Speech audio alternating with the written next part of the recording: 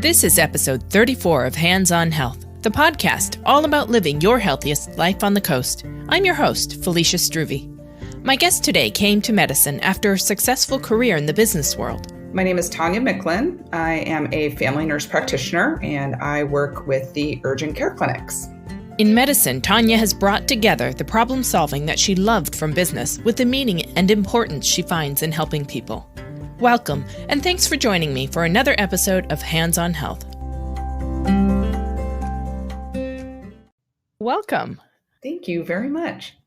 So I am really interested in, there's a lot of folks who go into healthcare or medicine as a revelation mid-career, that they didn't pursue what really calls to them. And you seem to be one of those people. So tell us about what you did before you became a nurse practitioner and what led you to go back to school and start a whole different career. Sure. I actually have always had a very strong interest in medicine, from biology class in high school, as a mom, as a person, but it didn't really seem to fit with what was going on with me when I went to college as, a young 18-year-old. I had gotten a job in college with a large credit card company, and business seemed to make sense to me. It was logical. There was, rules and processes. And so I decided to get a degree in finance. So out of college, I did that. I went out, got a job with retirement companies, did a lot of project management, customer service, client service. And my last kind of large corporate job, I had made my way up to an executive level, heading up a print team, a supply chain team, and a project team. And I loved it. I loved the people. I loved the projects. I loved the challenge of, getting budgets down and, coming right in at budget every year. What I didn't love about it was that I didn't feel like I was impacting anyone's life in any significant way. And when you go into a job every single day and you walk out thinking, well, that was another day at the office, you start to really think about what you want to do for another 20 plus years. And I just got to the point where I decided that was it. I had hit kind of the cap of what I really wanted to achieve in business. I didn't want to become a C-level of anything, a COO, CEO, CFO, CIO, any of those Cs. And I decided that I wanted to do what I really felt passionate about, and that was medicine. I had an aunt who was a nurse, and she just seemed to really have a fantastic balance in life. She had a great career. It was important. She was smart. And she was a mom, and she had two great kids that she was able to spend a lot of time with. And that is what I wanted. I was tired of working, 50, 60 hours a week on call with the CEO on the weekends. And I decided that was going to be it. So I pitched this to my husband at the time, and he was on board 100%. So I quit my corporate job as head of operations for a startup, and I enrolled at the community college to do all my prerequisites, and then started researching nursing schools. When I originally pitched this to my husband at the time, I swore it wouldn't take very long. It wouldn't cost us a lot of money. I'll go become an RN. And he said, well, great, thank you. But I know you. I know you want to be a nurse practitioner. I know that's what you want at the end of the day. So just go for those programs. So that's what I did. I went for a program that was offered in Los Angeles that allowed me to get a second bachelor's degree in an very accelerated fashion. I got my RN license and then jumped right into the master's program. So I worked part-time as an RN at a peds office, and then pursued my master's degree part-time as well to become a family nurse practitioner. And I finished that in the summer of 2018. All right. So now you are 3 years in as living your dream. Yeah. Yeah. So you said your aunt had this great balance in life, and that what she did felt important. Mm-hmm. Have you found that your work-life balance is better as a nurse practitioner? Absolutely. Yeah. Yeah, I mean, scheduling the options, especially working for urgent care centers, they are typically open 6 or 7 days a week, tend to have longer shifts. And so I've been blessed to have the opportunity to have kind of on average 4 10-hour shifts in a week, which gives me 3 days off. And a lot can be done in 3 days. And so I definitely find the work-life balance to definitely be available. I'm actually can teach on the side as well, which gives me a whole other level of, giving back to the nursing community. And I have been able to see my kids kind of finish their growing up and can hopefully help them get into adulthood as well. So yeah, it's great. So tell us more about the teaching. What are you teaching? So my master's degree alma mater is Azusa Pacific University outside of Los Angeles. And I was blessed in having a tremendously wonderful mentor there who also happens to be the head of the nurse practitioner programs. And she recognized right away that I enjoyed mentoring other students and things like that. And so she gave me an opportunity to start teaching as an adjunct. So I do 2 different types of courses. One I usually do is a clinical course. So I just provide guidance to students who are in their clinical portion of their education. I grade their charting, their SOAP notes. I give them, advice. I give them lessons learned, clinical pearls. We talk about cool cases, make sure they're getting their hours in, help with any problems at the clinical setting. And then the other class I do is actually a lab component to the advanced health assessment class. So again, I have weekly classes to talk through all the different head-to-toe assessment skills that take you from being an RN to make you into a nurse practitioner. So it's that advanced level, the special exams we might do, how to incorporate that into an assessment and a diagnosis.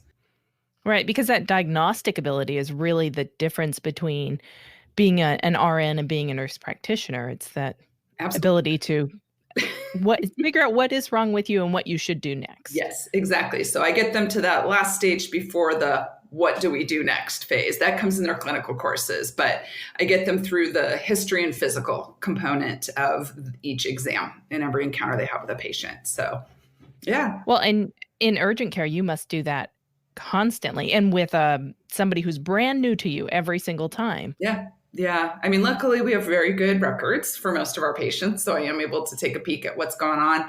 But yeah, every time you walk in, you don't know if it's something that they've already had before, if this is brand new to them. Is it an acute injury? Is it a chronic issue that's flaring up? Yeah. And so you have to really kind of dig in and get as much as you can from the patient, as much as you can from the chart, and then take a look and see if everything correlates through an exam. So what do you like about that aspect of your job? About urgent care? Yeah, and about having somebody who is almost a puzzle. It's that. I mean, it's the puzzle. It's the differential list that goes through my head whenever I see a chief complaint, and half the time when you think, oh, this is easy, this is, a urinary tract infection, and you walk in and it's not. And so then you have to, oh, okay, roll back. What else could it be? Okay, let's start asking more questions. And that's really the key. I think exams are very important, but the questions are what probably create 80% of your diagnoses. Because if you don't ask the right questions, they're not going to offer up the information, and they may not understand that something relates to what's going on. And so to dig in on what's going on in their life, in their past, in their present, in their diet, in their relationships, medications, all can contribute to what's happening to them today. So it's very fun to do that. Yeah. Since you are a newer nurse practitioner, you haven't been through the pre-Dr. Google era, but people come in, like you said, their complaint might be, I have a UTI, but that's because they've either had one before or Dr. Google said, if you've got, these symptoms, this is what it is. So yeah, it's like you have to dig beneath that surface. Yes. And convince them that Dr. Google is not everything and all that could be. Well, And it's obviously they also believe not that if cancer. they're there in front of you. Yeah, and it's Yeah. not Oh, always cancer, which is what Dr. it's all- always ends with. So that's true. I have a headache. It's cancer. yeah. I've got stomach pain. It's No, cancer. yeah, it's cancer. The last bullet point on all of Dr. Google is cancer. Yeah. Right. Hopefully it's not cancer, but generally it's not. Yeah. Yeah.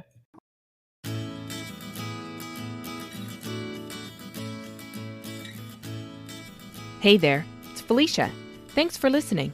I'd love to include your questions or comments in an upcoming episode.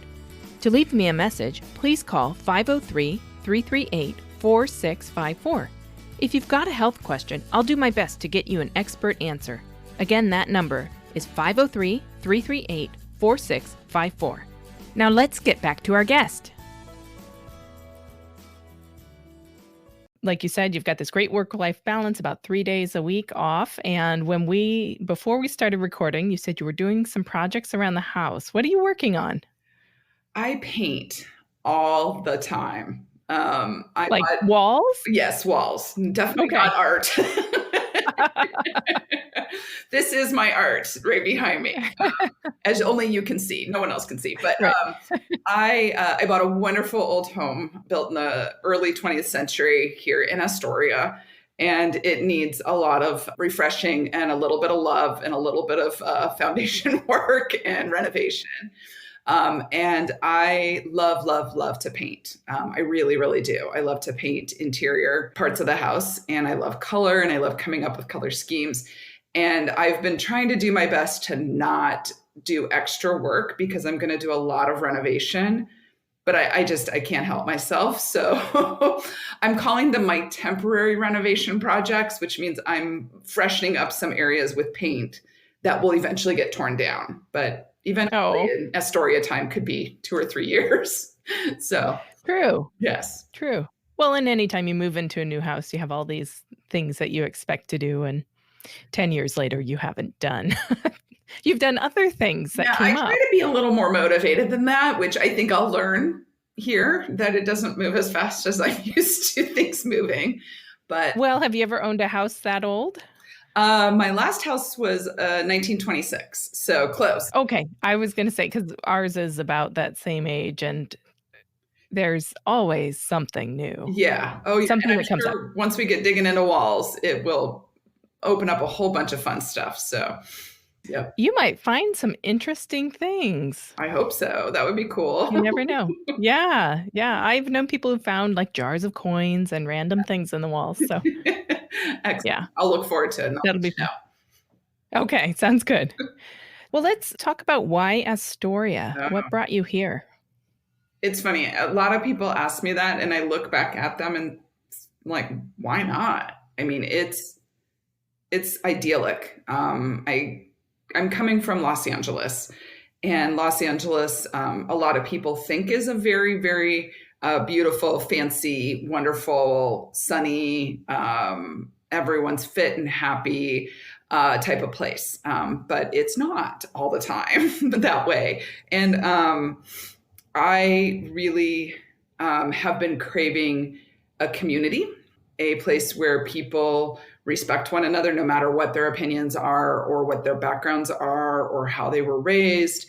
I was really craving cooler weather, greener trees, grass, water, rain. I love rain. I know I'll get it in a year. I may not say that. And I love historic homes, and I love historic towns. And I've always known that I wanted to come to Oregon. We came out this way for a family trip about almost 5 years ago, and that sold the deal. I just thought there's not a place in this state that I wouldn't want to live. And so I, at that point, started making the mental plan to move to Oregon once my youngest was high school. And I started to look around and had originally thought about Corvallis, and then went back there about a year ago and was like, no, not exactly what I want. I think I need more water. And I was like, oh, that town Astoria. I remember that place. It was so cute. They had a great little arcade and a cafe, and the river was beautiful. And so I started looking around again and found some houses that were reasonable and were great. And then I came out to visit in the middle of COVID. And actually, I think my first trip out here was the middle of the fires too. So it was Oh, roped in. But that was fine. I was like, yep, this is it. Love it. And the more time I spend here, and obviously live here now, everyone is so wonderful to talk to. And they stop and have a conversation with you and make eye contact. And I don't know that you guys realize how unusual that is, but it is so welcome for me. I love meeting people. I love talking. I love having meaningful conversations. And that's really what this town does, is it connects. Everybody connects very well. yeah. I think you've hit on a lot of the high points for those of us who've moved from other places here. Yeah. And you will find, stay here for a couple of years and you're going to be going to Portland and going, oh my God, how do people do this? All this traffic. I mean, Awesome. I can't wait. yeah. So tell me about your family. You've got a couple of kids. Yep. So my eldest son, he is 20 years old. His name's Cole. He is living in Los Angeles. He just got his own place. We came from a town called South Pasadena, and it's not just the south side of Pasadena. It's truly its own little town called South Pasadena. And it's another idyllic place in the middle of a very large urban area. And he got himself an apartment there. He's working, going to school part-time, has a wonderful, wonderful girlfriend who I know is going to keep a good eye on him and be there for him when his father and I cannot necessarily be there. And then my other son is Gabe, and Gabe is 17 and is just a bundle of sunshine in every way, shape, and form. But COVID did not agree with Gabe, neither did online schooling. And so Gabe had a pretty rough year trying to finish up high school. And so both his dad and I talked about this, and we realized that it wasn't worth the struggle. He's young. He's got plenty of time in life to figure things out. And so we made the choice to take him out of school. He has a wonderful job at what you guys call bubble tea shop. We call them boba tea shops down in LA. So he's very much hoping that Milky Cha will have a job position for him this summer. But he has... Is that a little plug? Yeah, I know. Hint, hint, guys. I'm not sure any of them will hear our podcast, but so he's got a job down there, and he's finishing up, and he's spending some time with his friends as they've all graduated and they're all getting ready to go to college. So I will be going down and picking him up, though, in the end of next month, and he'll be coming up here and living in Astoria, and he is actually going to go to Astoria High School for his another senior year and graduate next. He'll be a super senior. Yeah. So, and he's so excited about it. So excited. Good. Yeah. Well, and he's 17, so he's kind of a young senior anyway. 100%. So. Yeah, he doesn't turn 18 until the fall. So yeah, it's no big deal. He might like being the old guy in the group, you know? And like kind of unusual. He's that guy, that kid from LA. Right. Yeah. So he's a little excited about all that. Good. Well, thank you for joining me and sharing your story. I think, I mean, I always enjoy the stories of people who've taken off the golden handcuffs and found their path forward, because it's easy to get sucked into whatever you were doing when you were 20 and just keep going. Yeah, no. And that works for a lot of people, and I have no issue with that, but it just was not going to work for me. And I absolutely love what I do. And I'm so grateful that I'm able to work at Columbia Memorial Hospital in the urgent cares. I am so incredibly happy in my job and my move and everything. Yeah, we're glad to have you. Thank you. So if you see Tonya, ask her how her renovations are going and how her painting is. And if you want to come help, I'll take There you go. it. Thank you so much, Felicia. Okay. Thank you. All right. Bye. Bye.